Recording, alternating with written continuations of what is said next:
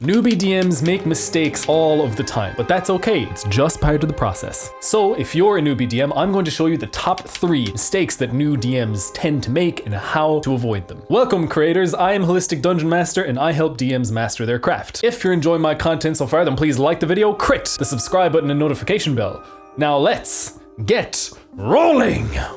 That nearly hit the microphone. I gotta be more careful. It landed on an natty 20, really, I'm not lying, it really did this time. It never does. Let's just go again. Let's get rolling. Woo!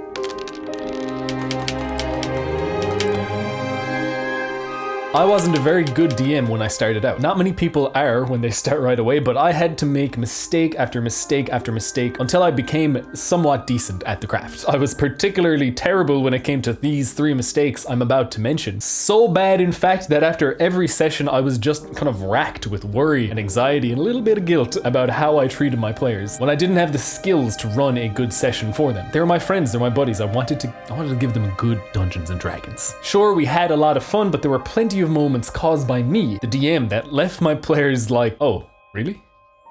Okay then.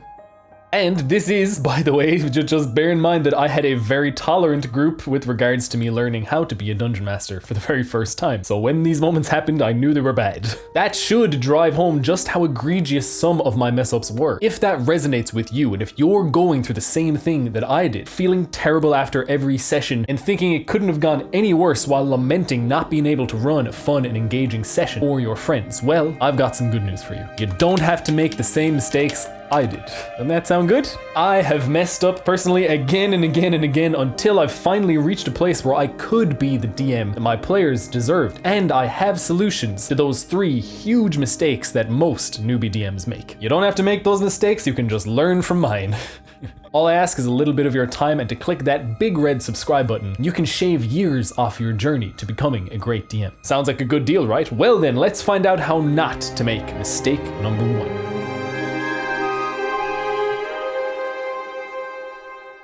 Railroading is it's when you run a session on rails. There's only one way to go, only one way to get there, and it often comes with a thinly veiled warning to keep all appendages inside the cart at all times. Just a few examples. Your party want to go to a big city because they want to explore it and go shopping, but the plot of the story leads in the opposite direction. So you come up with excuses why they can't go to the city. The road is closed by soldiers, for example. You keep making things happen to them that lead them where they're supposed to go. Maybe they get kidnapped by bandits that are way too strong for them and get taken to the correct plot point all the way over there. The result of this, of course, is that your party are going to get annoyed. They're going to feel as though they don't have the freedom, because they won't, to go where they want to go, and your efforts to railroad them become increasingly more obvious and, let's face it, desperate over time, until everyone is frustrated, including you, and everyone, including you, is having a bad time. Sounds like a pretty lame session, doesn't it? Well, here's the solution. Let your players go wherever they want.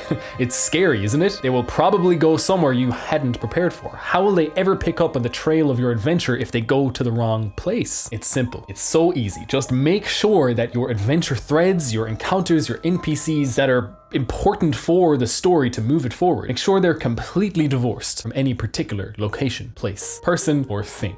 That way, no matter where they go, you can drop them in wherever the players have started telling their story through their actions. In fact, most of the time, their actions and decisions they'll actually make your plans that you had for them infinitely more interesting as you try to find creative ways to fit your stuff around what they're doing. And most importantly, they will feel as though they have the freedom to go anywhere they want and do anything in your world without constraints. But what about that epic orc encampment that they totally needed to go to so that they could learn that the one specific and extremely important piece of lore from this one NPC held captive by the orcs who you spent hours and hours and hours crafting maps and NPC backstories and orc hierarchies for? Well, I'm afraid you're going to have to let it all go and only prep what matters.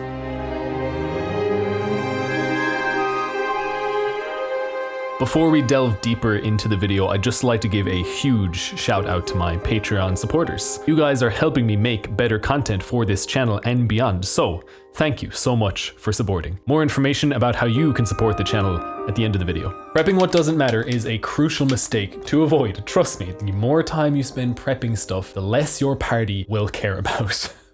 This is true, and this doesn't just apply to Dungeons and Dragons, it applies to business and economics, and it just does a whole bunch of stuff. It's called the Pareto principle, where about 80% of your results comes from about 20% of your work. What that means in English is that your party are only going to really care about and use about a fifth of what you prep. So let's focus all of our attention on that fifth, on that 20% that they're likely to use and be engaged with. This is the honest truth. Your party won't really care that much about how the +1 sword they got was forged by ancient lich slayers in the fires of the elemental plane, or which heroes won great battles with it. They'll care that it's a +1 sword and if it looks cool or not. That's it, honestly. Of course, there's outliers, some players are really into that, but for the most part, that's the case. A lot of DMs fall into this trap and continue to do so, not just newbie DMs. So if you're doing this, don't worry, you're not alone. Veterans are doing it too. You know why? Because it's fun. World building is fun for you.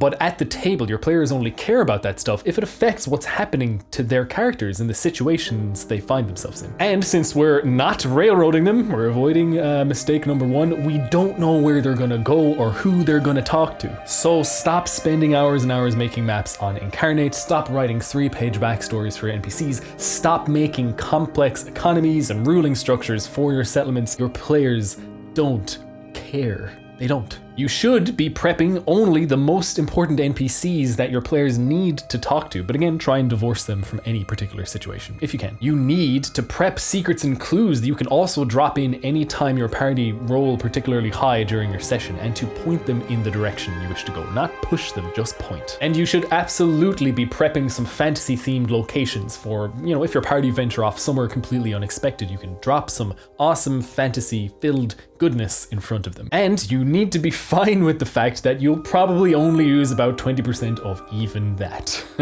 Depending what your players get up to, of course. Everything else, you should improvise. I know, you're only a newbie DM and improv is hard, but the sooner you get started, the faster you'll get good at it. And you'll spend less time prepping more stuff that will actually be used and ensure that your players are having amazing sessions. I've got a video on preparing to improvise right up there, so give that a watch if you want to get good at improvising, and you should. Also, there is an amazing resource, an amazing book, Sly Flourish's Return of the Lazy Dungeon Master. I'll put it right there. There it is. There's a link to buy it down in the description below. Buying it with that link really helps out the channel, so if you wish to buy it, please do so from there. By only prepping the important stuff that your party could happen upon no matter where they go, this next mistake will be much, much easier to avoid.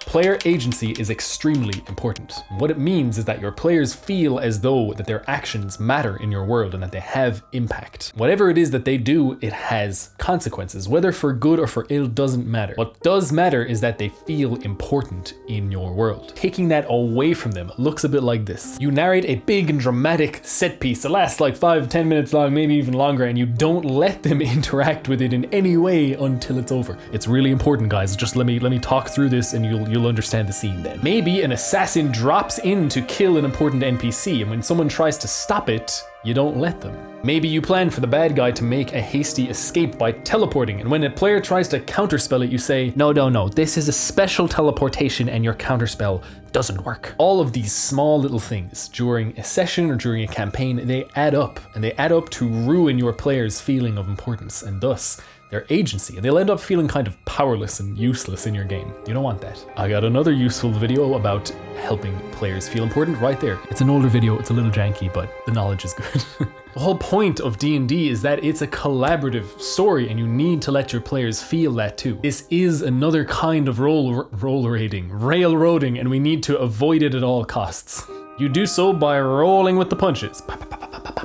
Even if you had something totally epic and badass planned and your players decide to throw a wrench in the works, trust me, they will. You need to say, okay, that happens and then this is the result, even if it completely ruins your plans. See now why learning to improvise is so very, very important? It sounds like you have to give up a lot for your players, right? And you kind of do. But if you do this, your players will feel immersed in your world and they will truly feel like the badass heroes and adventurers that they're playing D&D to be. Even if their actions lead them to being put in jail or exiled, what's important is that they feel as though their actions have meaning and weight in your world. If you are a newbie DM, I really hope that you take these 3 solutions to these 3 huge mistakes to heart. And I guarantee it that if you do, your games will massively improve and your players will be pestering you about when the next game night will be. Down in the description, you'll find a link to my free archetypal NPC PDF. They are system neutral and story focused, so you can get started adding compelling characters to your games right away, no matter what game you're playing. By the way, there's a huge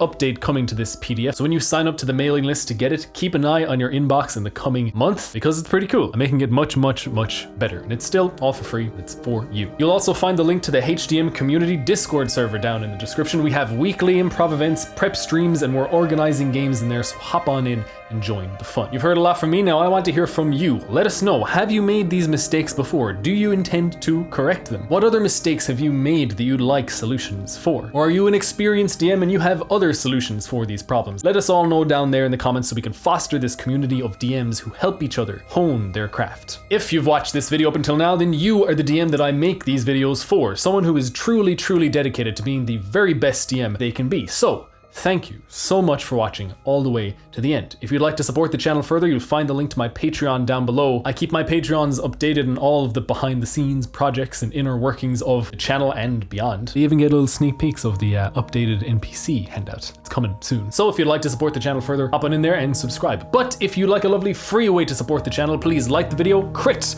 the subscribe button and notification bell. And remember, this world needs good DMs.